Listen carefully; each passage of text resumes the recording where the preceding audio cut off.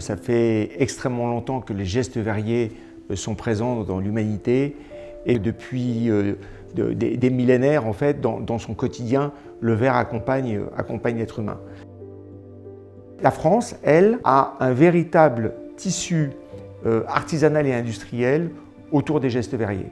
Il y a plus de 5000 verriers en France qui pratiquent quotidiennement en fait, ces gestes qui sont, je le rappelle, des gestes à chaud ou à froid. À chaud avec le formage de la pièce, à froid avec la taille ou le décor de la pièce. Et on voit chaque jour des verriers qui rejoignent les entreprises, donc avec des évolutions assez significatives en termes de nombre de personnes, voire des nouvelles entreprises qui se créent. Et donc, on voit là que c'est un tissu qui est vivant, c'est pas du tout un tissu qui se nécrose, et au contraire, qui a de beaux jours devant lui.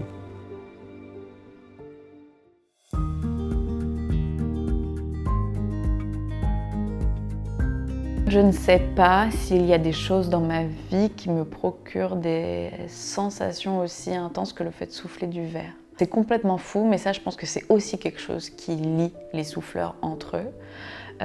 C'est quelque chose qu'on est peut-être les seuls à comprendre. Mais il y a cette attraction déjà pour le feu, pour le four, mais il y a aussi cette attraction pour le geste qui est à la fois extrêmement maîtrisé, extrêmement continu, presque à la manière d'un musicien qui aurait fait pendant des années et des années des gammes de manière à ce que certains doigtés lui paraissent automatiques. C'est un peu la même chose pour nous, pour le mouvement de rotation. On tourne la canne sans réfléchir.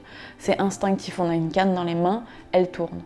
Qu'il y ait du verre au bout ou pas. Mais néanmoins, on a quand même une boule de feu en mouvement à devoir dompter ou avec laquelle il faut dialoguer. Et ça, je ne sais pas s'il y a quelque chose de comparable. Parce que c'est un métier d'art où on collabore avec un matériau qui est vivant. Le matériau ne se pliera jamais à notre geste. Ce sera toujours une collaboration.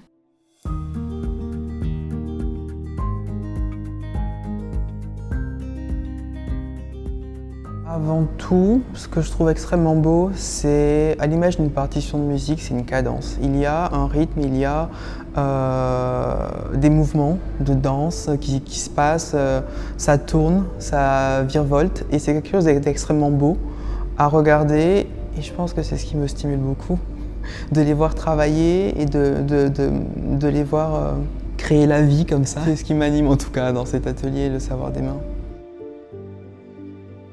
C'est quelque chose qui est magique, le verre. Vous avez, si on réfléchit, on a du sable en fait, qu'on fait chauffer, qui devient quelque chose de liquide, très chaud toujours, puisqu'on est au-dessus de 1000 degrés. Et ensuite, en refroidissant, ça durcit et le lendemain, on a quelque chose qui est luisant, qui est brillant, transparent. Donc c'est assez, la matière en elle-même est incroyable. Et quand on la travaille, c'est ça, c'est travailler cette matière qui est tout en mouvement, qu'on peut apparenter un peu à du miel. C'est un peu moins collant, mais c'est ça la matière. Et puis on la travaille, donc on a quelque chose de liquide ou mielleux, et puis on essaye de le former. C'est tout le temps une remise en question en fait, avec chaque artiste, chaque designer a un autre projet. Donc on est obligé de chercher à chaque fois comment est-ce qu'on va pouvoir faire la pièce ou l'objet dont il a envie, dont il rêve, entre guillemets. C'est tout ça qui fait que c'est magique le verre.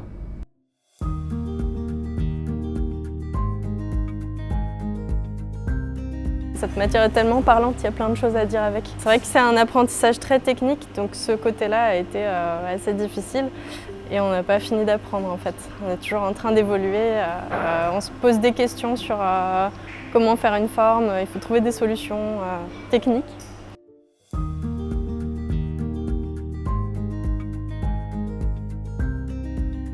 J'ai 48 ans, je travaille le verre depuis l'âge de 15 ans.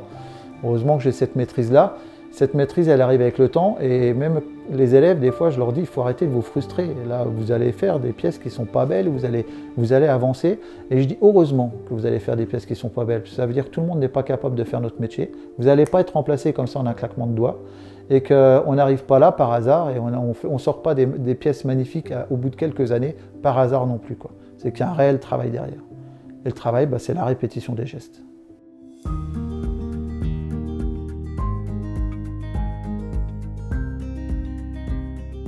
Déjà, il faut être précis, minutieux et Bon, la rigueur, forcément, il faut prendre le temps de regarder ce qu'on fait, avoir un minimum de confiance en soi pour comprendre d'où viennent les erreurs et vraiment prendre le temps de regarder, d'apprécier ce qu'on fait aussi, c'est important.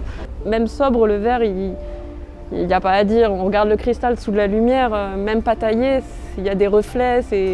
Certains gobelets sont même d'ailleurs absolument pas taillés, mais c'est une autre forme de valorisation et c'est toujours un plaisir à faire, vraiment. Donc la pression au début un peu, quand on est nouveau dans le métier et qu'on découvre, oui. Et puis après, à force, bon, on s'habitue, mais après on s'habitue jamais à ce qu'on tient entre les mains. C'est toujours aussi beau à travailler.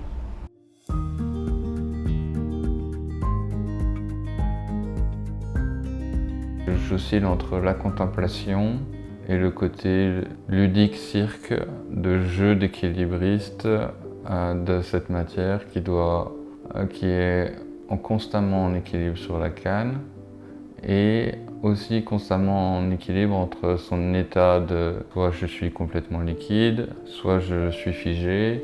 Et donc on a plein de jeux d'équilibre comme ça entre la gravité, la force centrifuge, la température et une certaine intensité dans le moment présent. On perd complètement la notion du temps. Le geste le plus émouvant, disons voir, c'est de prendre la masse de verre dont on a besoin pour faire la pièce. On rentre la canne dans la matière et on sort une boule qui va s'extraire de ce bain de verre en fusion. Et ce moment-là est extrêmement magique.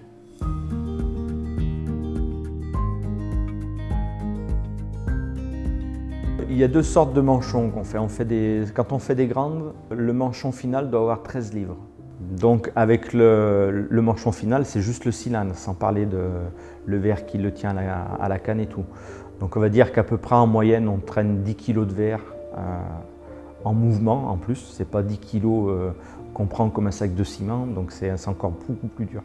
C'est plus dur, c'est en mouvement, il faut faire attention de rester bien régulé pour avoir les épaisseurs régulières aussi et le diamètre régulier tout de même pareil. On peut dire presque que des fois on va au bout de nous-mêmes. Il y a quand même le côté industriel où il faut qu'on sorte une certaine quantité de mètres carrés toutes les années. Mais il y a quand même le petit côté artistique parce qu'il n'y a jamais une feuille qui est pareille.